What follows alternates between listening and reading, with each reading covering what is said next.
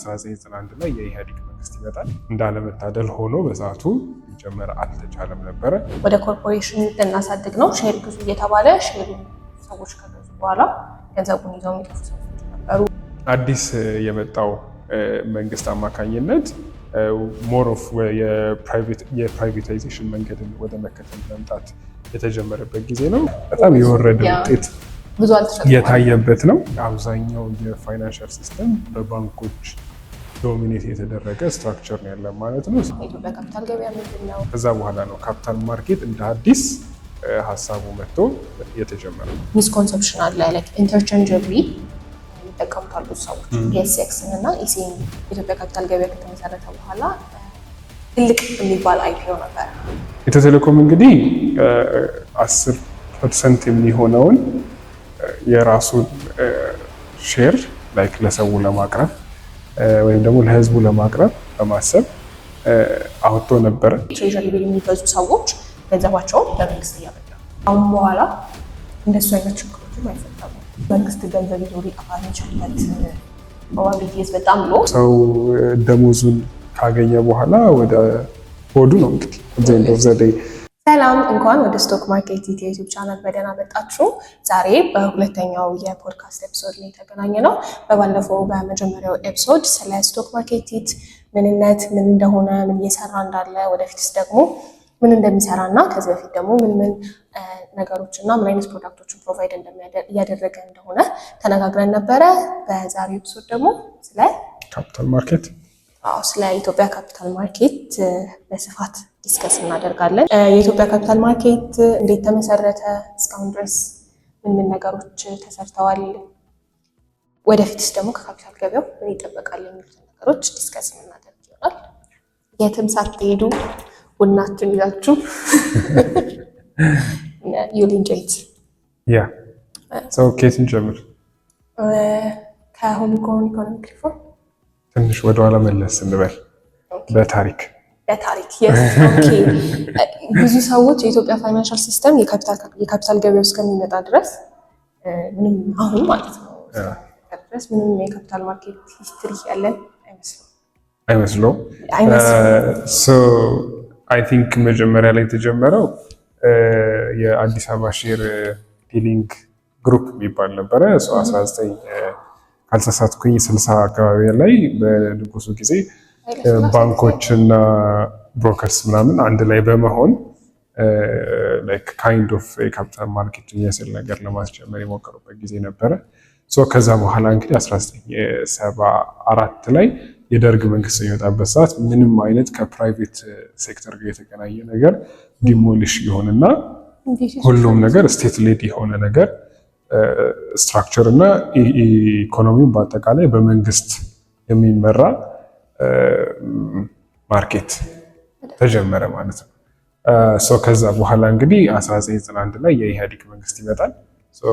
የኢህአዴግ መንግስት ከመጣ በኋላ የተወሰነ ለመንቀሳቀስ ሞክረው ነበረ። 1995 ላይ እንደውም የካፒታል ማርኬት የፊዚቢሊቲ ስተዲ ምናምን ሲደረግ ነበረ፣ ግን እንዳለመታደል ሆኖ በሰዓቱ ሊጀመር አልተቻለም ነበረ።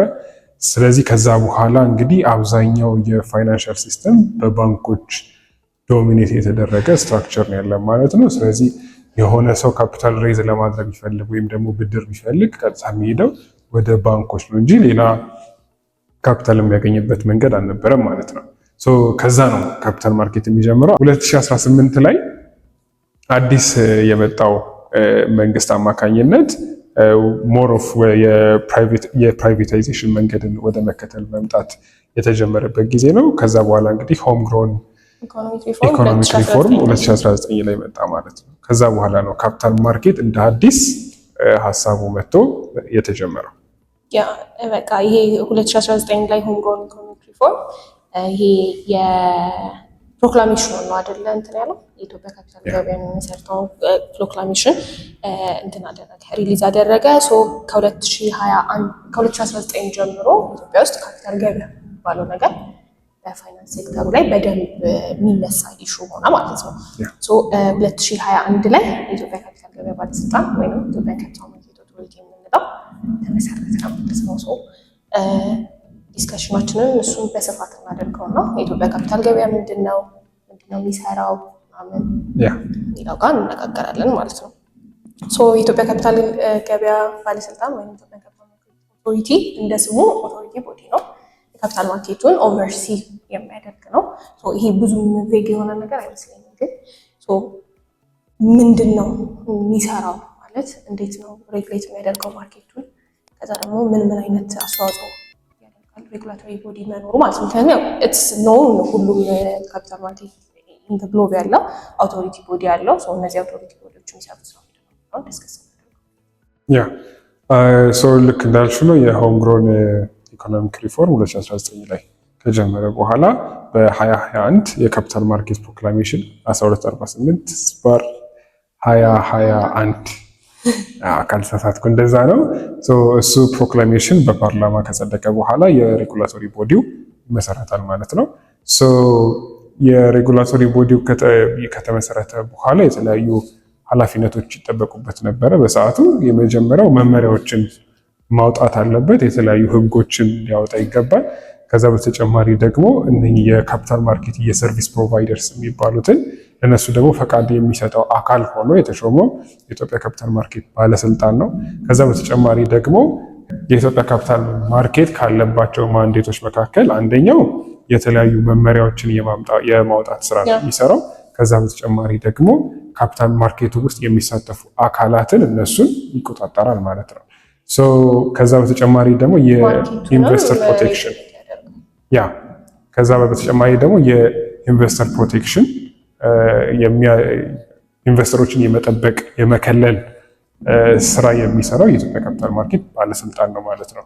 እንግዲህ ሰሞኑን የወጣ ሼር ከመሬት ተነስቶ የመሸጥ ዜና ምናምን ነገር ስንሰማ ነበረ እና እነሱንም ካሁን በኋላ ማንም ሰው ተነስቶ አይ ቲንክ በእኛ ሀገር በጣም የተለመደ ነገር ነው መሰለኝ። ብዙ እንትኖች አሉ አይደል? ክራይም የምናውቃቸው ስቶሪዎች አሉ። ኩባንያ ልንመሰርት ነው ሼር ግዙ፣ ኦር ደግሞ ኩባንያ ያለንን ኤኒ አዘር ካምፓኒ ወደ ኮርፖሬሽን ልናሳድግ ነው ሼር ግዙ እየተባለ ሼሩን ሰዎች ከገዙ በኋላ ገንዘቡን ይዘው የሚጠፉ ሰዎች ነበሩ። ኦር ደግሞ የሰጡትን ገንዘብ ምን ላይ እንደሚውል የማያውቁ ሰዎች ነበሩ። ካሁን በኋላ እንደሱ አይነት ችግሮችም አይፈጠሩም። ኢንዲቴይል ዲስከስ እናደርገዋለን እንዴት አድርጎ እሱ ሬጉሌት እንደሚያደርገው እና አሁን አንተ ያነሳው ኢንሲደንት ስታት አይደለም ያለ ፈቃድ ሼራቸውን ለመሸጥ እየሞከሩ ነበረ። ዋርኒንግ መጣ ማለት ነው። ይሄንን በአጠቃላይ የሚቆጣጠረው የኢትዮጵያ ካፒታል ማርኬት ባለስልጣን ነው ማለት ነው። ከዛ በኋላ እንግዲህ የተለያዩ መመሪያዎች እንግዲህ እስካሁን ድረስ ሲወጡ ቆይተዋል። ከነዚህ ውስጥ የነበረው አንደኛው የፐብሊክ ኦፈሪንግ ዳይሬክቲቭ ነው። ፐብሊክ ኦፈሪንግ ኤንድ ኢንቨስተር ፕሮቴክሽን እንዴት ነው አይፒኦ የሚደረገው፣ ከዛ በተጨማሪ ደግሞ ሼር እንዴት ነው ልንሸጥ የምንችለው የሚለውን ነገር መመሪያ አጠቃላይ የያዘ ነው ማለት ነው። ሌላኛው ደግሞ ከላይሰንሲንግ ጋር የተያያዘ መመሪያ አለ። የካፒታል ማርኬት የሰርቪስ ፕሮቫይደርስ የሚባሉት ወይም ደግሞ የካፒታል ማርኬት አገልግሎት ሰጪዎች ፈቃድ የሚያገኙበት መንገድ፣ የሚከፍሉት ገንዘብ፣ እንዲሁም ደግሞ የሚያስፈልጋቸው የካፒታል መጠን እንዳለ ሁሉንም ነገር የያዘ መመሪያዎች አሉት ማለት ነው። ከዛ በተጨማሪ ደግሞ አሁን ላይ ያለውን የኢትዮጵያ ሰነደ መዋዕለ ንዋይ ገበያ እንዲቋቋም የሚያስችል መመሪያ ይሄ የሰልፍ ሬጉላቶሪ ዳይሬክቲቭ ያካተተ መመሪያ ወጥቷል ማለት ነው። ከዛ በተጨማሪ ደግሞ የዲማቴሪያላይዜሽን መመሪያ አለ። እሱ ደግሞ በፔፐር የነበሩትን ሼሮች እስካሁን ድረስ የነበሩት የባንኮች እንዲሁም ደግሞ የሌሎች ድርጅቶችን የሼር በወረቀት የነበረውን ሼር አሁን ላይ ዲጂታላይዝ የማድረግ ስራ የሚሰራ መመሪያ ነው ማለት ነው። ከዛ በተጨማሪ ደግሞ ኮሌክቲቭ ኢንቨስትመንት ስኪም እስካሁን ድረስ አይ ቲንክ የወጣ አይመስለኝም። ለፐብሊክ እንትን ወጥቷል አይደል? ለዲስከሽን ወጥቷል። ከዛ በኋላ እንግዲህ አሁን ላይ በቅርብ ኦፊሻሊ ይወጣል ተብሎ ይታሰባል። ይህም ደግሞ ማንኛውም ትንሽ ገንዘብም ያለው ትልቅ ገንዘብም ያለው አንድ ላይ በመምጣት ኢንቨስት የሚያደርግበትን ሁኔታ የሚፈጥር ነው የሚሆነው። እንግዲህ በቀጣዮቹ ኤፒሶዶች ላይ እያንዳንዱን ኮሌክቲቭ ኢንቨስትመንት ስኪም ምንድን ነው፣ እንዴት ነው የሚሰራው ምናምን የሚለውን ነገር እያንዳንዱን ዳይሬክቲቮችን ይሄ እንግዲህ ላይክ ጀስት አሁን ላይ ገበያው ያለበትን ስቴት ለመረዳት እና አንደርስታንድ እንድናደርግ ምን እየተካሄደ ነው የሚለውን ነገር እንድንረዳ የሚያግዝ ነው እንጂ ኢንዲቴል የምናወራቸው ጉዳዮች ሁሉንም ነገር ኮንሱም አድርጎ እንዲረዱ መጠበቅ የለብንም። ቤተር ኤክስፕላኔሽኖች ኦን ፈርደር ኤፒሶዶች ስለሚኖር በደንብ ይኖረናል። 2021 ላይ የኢትዮጵያ ካፒታል ገበያ ባለስልጣን ተመሰረተ። ከዛ ምናልን ያው አንተ እንዳልከው የካፒታል ገበያ ባለስልጣኑ ካፒታል ገበያውን ኦቨርኦል ኦቨርሲ የሚያደርግ ኦቶሪቲ ቦዲ ነው። ስለዚህ ካፒታል ማርኬት ሰርቪስ ፕሮቫይደሮች ከዛ ደግሞ እንዲሁም ኢንቨስተር ፕሮቴክሽን ደግሞ አት ዘ ሴም ታይም ደግሞ ካፒታል ማርኬቱንም ሬጉሌት ኦቨርሲ የሚያደርግ ነው። ሶፋር አንድ ሬጉሌትድ ካፒታል ማርኬት ያለው እሱም ኢትዮጵያን ሴኩሪቲስ ኤክስቼንጅ ወይም ደግሞ በአማርኛው የኢትዮጵያ ሰነደ መዋዕለ ንዋዮች ገበያ የምንለው ነው። 2022 ላይ ኢትዮጵያ ሰነደ መዋዕለ ንዋዮች ገበያ ተመስርቶ ጁላይ 2025 ላይ ደግሞ ኦፊሻሊ ግብይቱን ጀምሯል እና እኔ እንኳን ፐርሰናሊ በማውቀው ዜናዎች ላይ ኢቨን ስንሰማ ሚስኮንሰፕሽን አለ። ላይክ ኢንተርቼንጀብሊ ይጠቀሙታል ብዙ ሰዎች ፒኤስኤክስን እና ኢሲኤም ኢትዮጵያ ሴኩሪቲስ ኤክስቼንጅ እና ኢትዮጵያ ካፒታል ገበያ ባለስልጣን የምንለው ማለት ነው። ዲፍረንሳቸው ላይ በደንብ ዲስከስ ለማድረግ ያ ፒኤስኤክስ ኢዝ ዘ ማርኬት፣ የሆነ ሰው ሼር መሸጥ ከፈለገ የሚሸጥበት ቦታ፣ መግዛት ከፈለገ ደግሞ የሚገዛበት ቦታ ነው። ቢያንስ ኢሲኤም ግን ማርኬት ፕሌሱ ሳይሆን ሬጉላቶሪ ፕሌሱ ነው ኦቨርሲ የሚያደርገው ለውን ዲስከስ ለማድረግ ያክል ነው። ከዛ በኋላ ኢሲኤክስ ብዙ አይነት ማርኬቶች ውስጡ አለ። ሜን ማርኬት አለ፣ ግሮስ ማርኬት አለ፣ ኦቲሲ ማርኬት አለ። ቅድም ምን ብለን ነበር? ኢሲኤምኤ ሼሮችን ሬጅስተር ያልተደረጉ ሼሮች መሸጥ እንዳይችሉ አድርጓል። እስካሁን ድረስ አይደለ? ካልተሳሳትኩኝ ዴድላይኑ እስከ ህዳር ነበር አይደለ? ሬጅስተር እንዲያደርጉ የተገደዱት ከዚህ በፊት ሼራቸውን ሰዎች ኩባንያዎች ማለት ነው ነበረ። ከዛ ደግሞ ዲማቴሪያላይዝም ተደርገዋል ሼሮች ዲስከሰባውት እዚህ ዌብሳይት ላይ በሚመጣው ኤስኤክስ ደግሞ ኢሲኤምኤ ሬጅስተር ያደርጋል። ኤስኤክስ ደግሞ ሊስት ይደረጋሉ። ከዛ እዛ ላይ ደግሞ እንዲገበያዩ ይደረጋል ማለት ነው። ከዛ ሌላ ደግሞ ሚስኮንሰፕሽን የምሰማው ሬጅስትሬሽን ኢዝ ማንዳቶሪ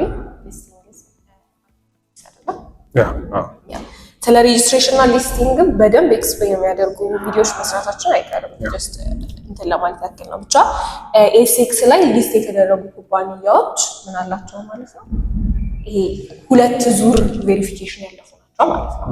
ኢሲኤምኤ እነዚህ ኩባንያዎች ብቁ ናቸው ብሎ ሬጅስተር አድርጓቸዋል ሼር እንዲሸጡ።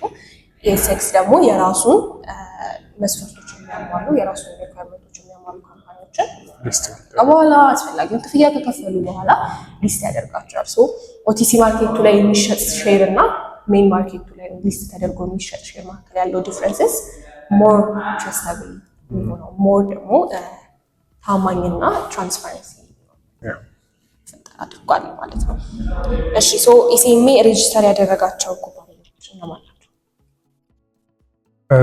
ያ እንግዲህ እስካሁን ድረስ አዜ ሬጅስትሬሽን እና እንደ ሊስቲንግ ሁለቱን ከፋፍለን ማየት እንችላለን።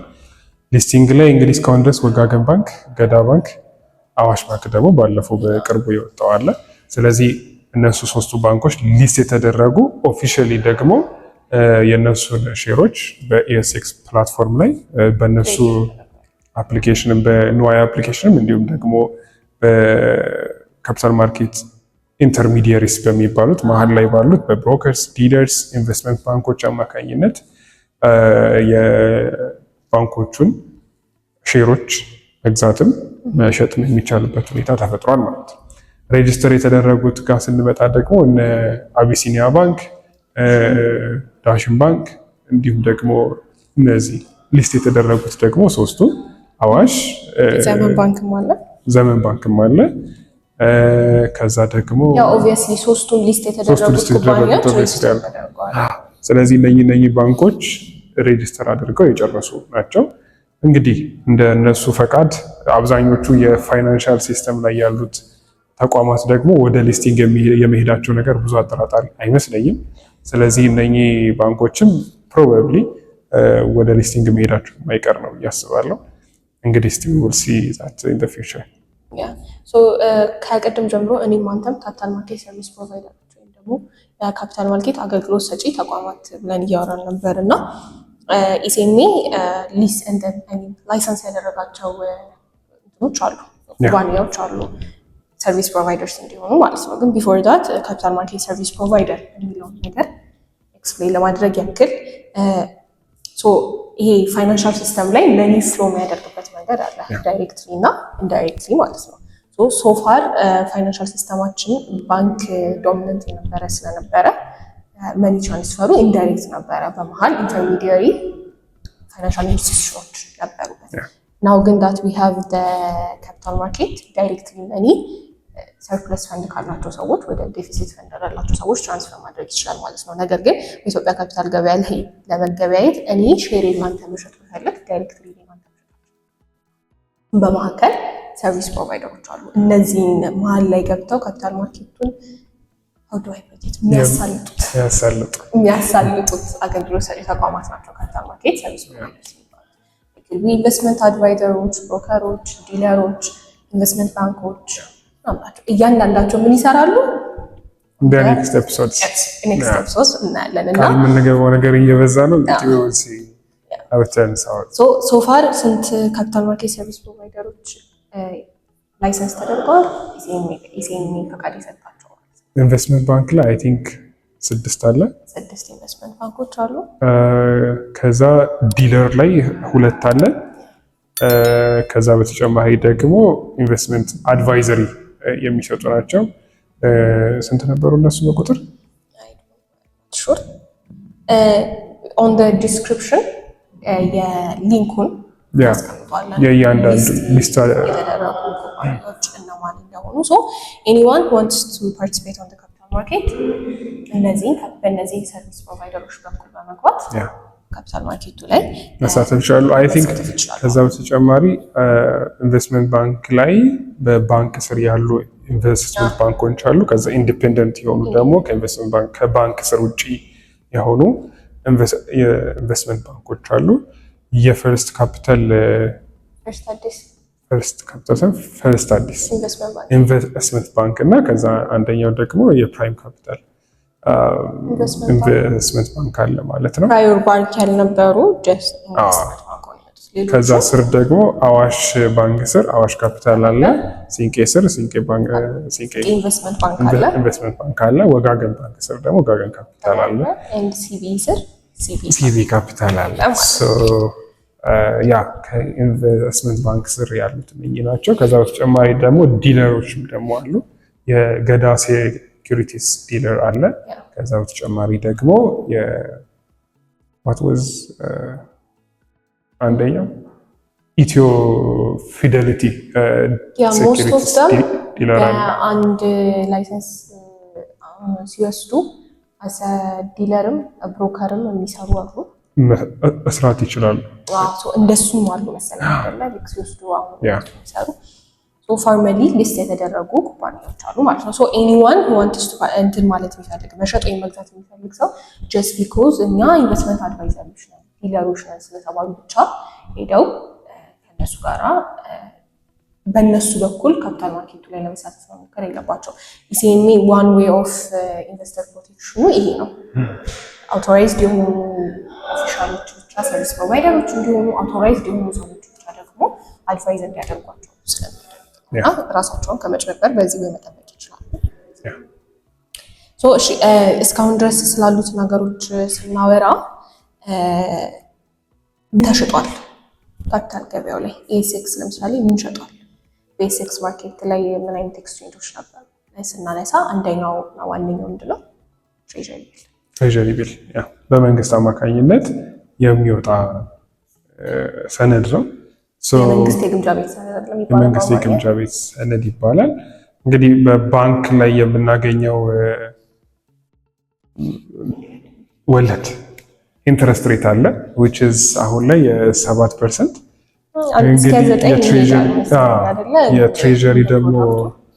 የትሬዠሪ ደግሞ አቨሬጅ አሁን 13 16 እስከዛ ድረስ ሊሄድ ይችላል እና በዚህ አማካኝነት መንግስት ለራሱም የበጀት ዲፊሲቱን የሚሞላበት መንገድም ሆኗል።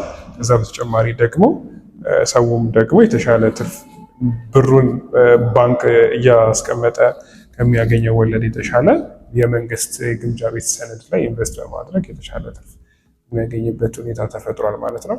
ከዛ በተጨማሪ የኢትዮጵያ ሰነድ ማዕከላዊ ገበያ ላይ ኢንተርባንክ ማርኬት አለ። በባንኮች መካከል የሚደረግ የገንዘብ ልውውጥ ማለት ነው። በዛ አማካኝነት አሁን ላይ ኦልሞስት ከ2 ትሪሊየን ብር በላይ ትራንዛክሽን አለ። ይሄ ኢን ሂስትሪ ኦፍ ፋይናንሻል ሴክተር ታይቶ የማይታወቅ ነው እና ሞር ኦፍ ደግሞ ሊኩዲቲ በገበያው ላይ እንዲኖር አድርጓል ማለት ነው። ሞር ኦፍ ይሄ አሁን ኢንተርባንክ ስንል ዋና ሀሳቡ ምንድነው? የገንዘብ ግብይት እንደማለት ነው። ገንዘብን መግዛት፣ ገንዘብን መሸጥ በባንኮች መካከል ሲሆን ማለት ነው። በዛ ምክንያት እንግዲህ እስካሁን ድረስ 2 ትሪሊየን ብር which is one of the most significant milestone እንደ የሴክስም ያየንበት ነው ማለት ነው። ትንሽ ኮንፊውዥን የሚፈጠር ከሆነ የሚለውን ኤክስፕሌን አድርገው። ትሬዠሪ ቢል ምንድን ነው? የመንግስት የግምጃ ቤት ሰነድ ምንድን ነው የሚለው ነው። በፋይናንስ ሴክተር ሪስክ ፍሪ ኢንቨስትመንት የሚባለው ኢንቨስትመንት አይነት ነው ትሬዠሪ ቢል ወይም የመንግስት የግምጃ ቤት ሰነድ። ቢኮዝ ተበዳሪው መንግስት ነው። መንግስት ዲፎልት የሚያደርግበት ሪስክ እንዲሁም ደግሞ መንግስት ገንዘብ ይዞ ሊጠፋ የሚችልበት ፕሮባቢሊቲ በጣም ሎ፣ ሪስክ ፍሪ ኢንቨስትመንት ተብሎ የሚጠራው ነው። ቤዚክሊ ትሬዠሪ ቢል የሚገዙ ሰዎች ገንዘባቸውን ለመንግስት እያበደሩ፣ ከረንትሊ የሚሸጡ የመንግስት የግምጃ ቤት ሰነዶችም እንደዚሁ ከ90 እስከ 365 ቀን ከ23 ወር እስከ አመት ባለው ጊዜ ውስጥ የሚመለሱ ናቸው ማለት ነው። ከረንትሊ አሁን በደንብ እየተሸጠ ያለው አይ ቲንክ ሊስት የተደረጉ ሴኪሪቲዎች እንዳለ ላይክን ቢሰለሙ ኢዚሊ፣ ግን በደንብ ኢንተረስቱ ያለው ተብሎ የሚታሰበው በቢድ ነው የሚሸጠው፣ በኦክሽን እየተሸጠ ነው ያለው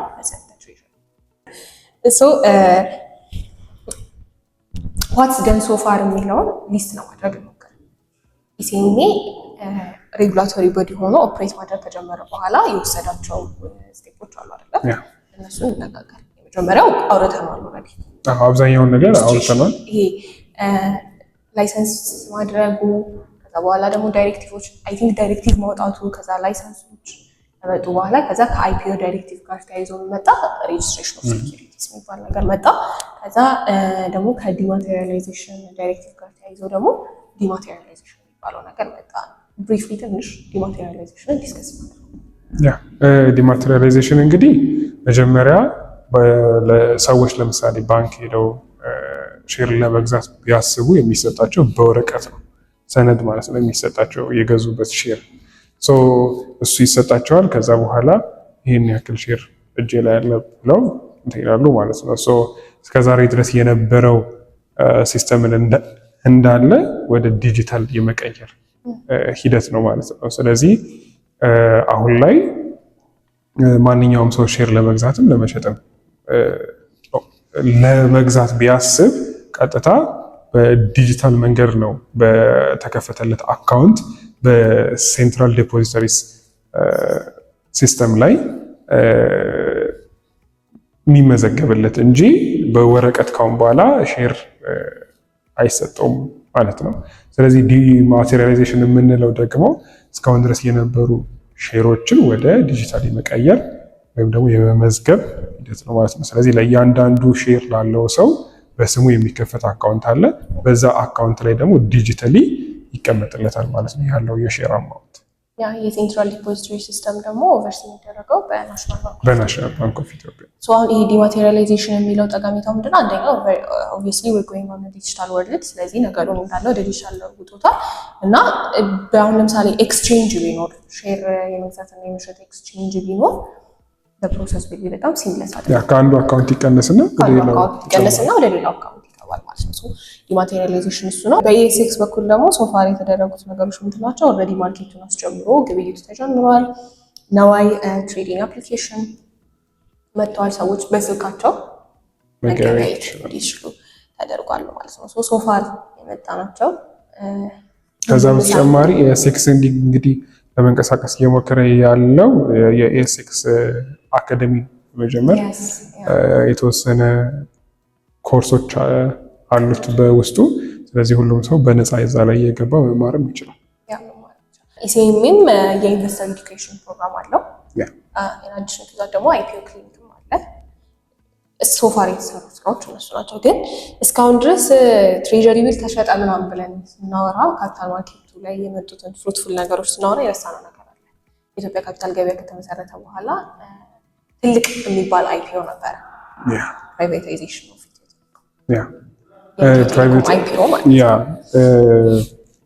ኢትዮ ቴሌኮም እንግዲህ 10% የሚሆነውን የራሱን ሼር ላይክ ለሰው ለማቅረብ ወይም ደግሞ ለህዝቡ ለማቅረብ በማሰብ አውጥቶ ነበረ።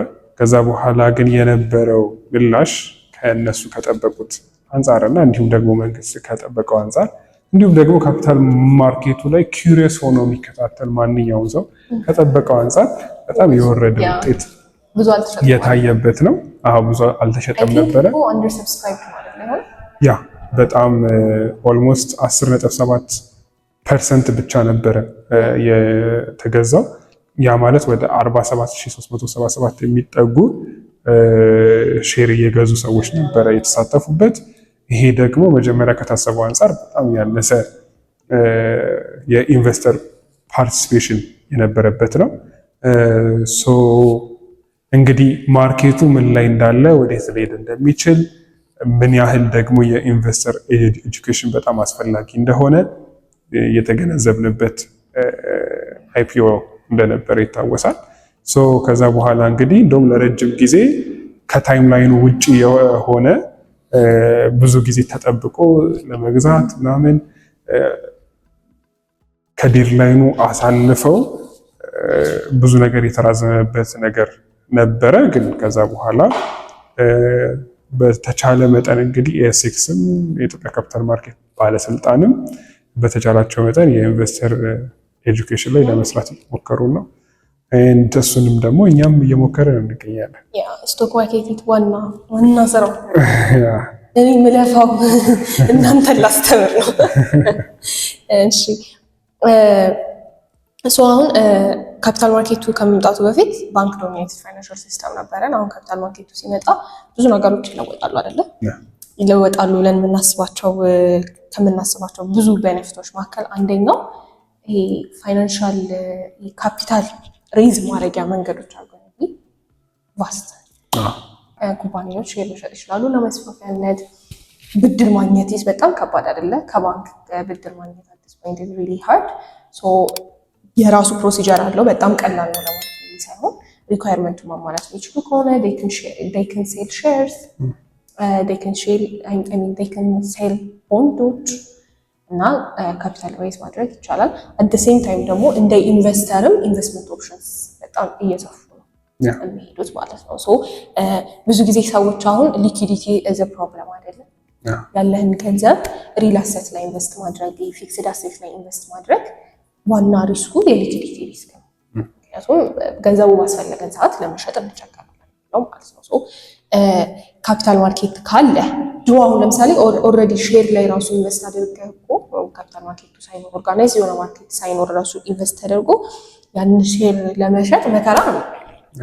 አውዳት ማርኬት ስቴር ኢዚሊ ሼሮች መሸጥ ይቻላል።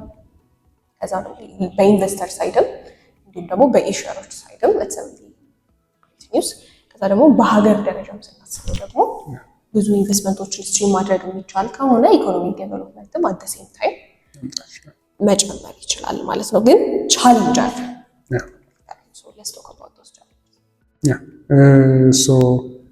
አሁን ላይ እንግዲህ ገበያው እንደ አዲስ እየተጀመረ ነው። ከጎረቤት ሀገራትም እንደምናየው አብዛኛው ከዚህ ላይክ 50 ዓመት በፊት 60 ዓመት በፊት የተጀመሩ ለምሳሌ ወደ ኬንያ ብንሄድ የሊኩዲቲ ችግር አለ። ብዙ የኢንቨስተር ቤዝ የሌለው የካፒታል ገበያ ያላቸው አብዛኛው አፍሪካ ውስጥ ያሉ ሀገራት። ወደ ኢትዮጵያ ስንመጣ ደግሞ ኢትዮጵያ ውስጥ ያለው አሁን ላይ የተጀመረው የካፒታል ማርኬት ከነሱ ብዙ ነገር የተማረ ነው ብለን እናስባለን። ብዙ ነገር እንደተማረን ይጠበቃል። ግን አት ዘ ሴም ታይም ደግሞ ልንፈታቸው የምንችላቸው ችግሮችን እየፈታን ከዛ ሴም ታይም ደግሞ ስትራክቸራል የሆኑ ችግሮችም ደግሞ ይኖራሉ። ላይክ ኢኮኖሚው መፍታት የሚችላቸው ጊዜ የሚፈልጉ ምክንያቱም አሁን ለምሳሌ ኢንፍሌሽን ራሱ የራሱ ችግር ነው። ሰው ደሞዙን ካገኘ በኋላ ወደ ሆዱ ነው እንግዲህ ዘዴ ከዛ ያለፈ ገንዘብ ለመቆጠብ የሚያበቃ ገንዘብ እስከሌለ ድረስ it will be very hard to participate in the capital market for the like ለሁሉም ኢንቨስተሮች ማለት ነው። ከዛ በተጨማሪ ደግሞ ገንዘብ ያለው ኢንቨስት ለማድረግ ለሚፈልገው ደግሞ ትልቁ ችግር ይሆናል ብዬ የማስበው የፋይናንሻል ሊትሬሲ ጉዳይ ነው። ካፒታል ማርኬት ላይ ኢንቨስት እንዴት እንደሚደረግ የማያውቅ ሰው ካለ እንዲሁም ደግሞ ከዛ በተጨማሪ ደግሞ ፕሮሲጀሮቹን ጠቀሜታውን አንደርስታንድ የማያደርግ ከሆነ it will be very hard to participate in the market። እሱ ደግሞ ካፒታል ማርኬት ውስጥ የሚሳተፉ ሰዎችን ብዛት ያሳንሳል። ስለዚህ የሊኩዲቲ ችግር ደግሞ አት ዘ ሴም ታይም ይፈጠራል ማለት ነው። በሳምንት ውስጥ ይሄን የተወሰነ አማውንት ኦፍ ሼር እየተሸጠና እየተገበያየን የምንኖር ከሆነ it will be like pointless የሆነ ነገር ማለት ነው። ዘንድ ኦፍ ዘ ዴይ ግን እነኚህ ቻሌንጆች ደግሞ እንዳሉ ሆነው አት ዘ ሴም ታይም ደግሞ ያለው ጠቀሜታ ደግሞ በጣም ትልቅ ነው። ስለዚህ ኢንቨስተር ቤዙን በተወሰነ መንገድ በፋይናንሻል ኤጁኬሽን ለማስፋት መሞከር ከዛ በተጨማሪ ደግሞ ስትራክቸራል የሆኑትን ችግሮች ደግሞ በጊዜ ሂደት አንድ ባንድ ለመፍታት በመሞከር አይ ቲንክ ችግሮች ይፈታሉ ብዬ አስባለሁ።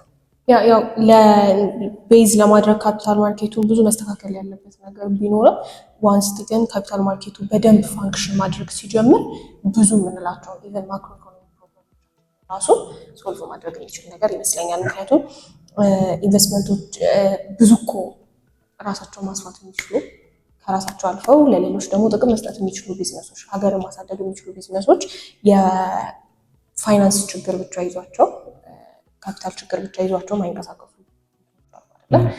ኢንቨስትመንቱ እየጨመረ የሚሄድ ከሆነ የስራ ዕድሎች እየተፈጠሩ ይመጣሉ። አት ሴም ታይም አንኤምፕሎይመንት እየቀነሰ ይሄዳል።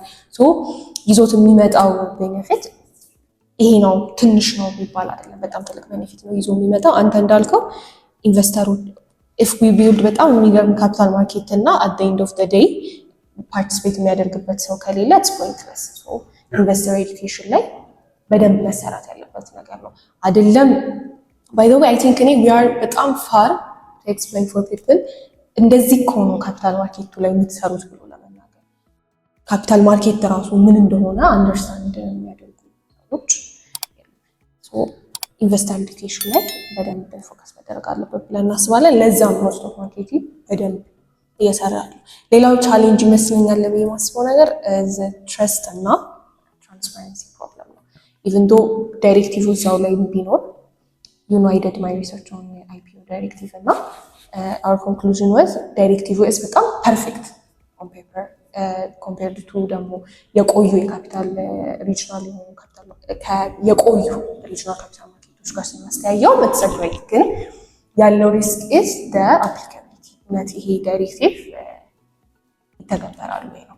ከኢንቨስተሮችም ትንሽ ካገኘናቸው ኢንቨስተሮችም ያገኘነው ኮንክሉዥን we fear that ይሄኛው ዳይሬክቲቭ ኢምፕሊመንት ይደረጋል ወይ ማለት ነው። በሬጉላቶሪ ቦዲውም በማርኬቱም ሳይድ አይ ቲንክ እሱን ሬፑቴሽን ክሬት ማድረግ ይጠበቃል ማለት ነው። አይ ቲንክ ሌላ ይኸው ነው። እስካሁን እንግዲህ ብዙ ውስብስብ የሆኑ ሀሳቦችን ስናነሳ የነበረው ኢን ዘ ኔክስት ኤፒሶድ ደግሞ እያንዳንዱን ነገር ዲፕ እየገባንበት የምናወራበት ይሆናል። ዲስከስ የምናደርግ ይሆናል። ከአሁን በኋላ የኢትዮጵያ ካፒታል ማርኬት ይከፈታል እኮ የለም ምናምን የሚባል ነገር አይደለም። ኢትስ ኦልሬዲ ላይቭ አሁን።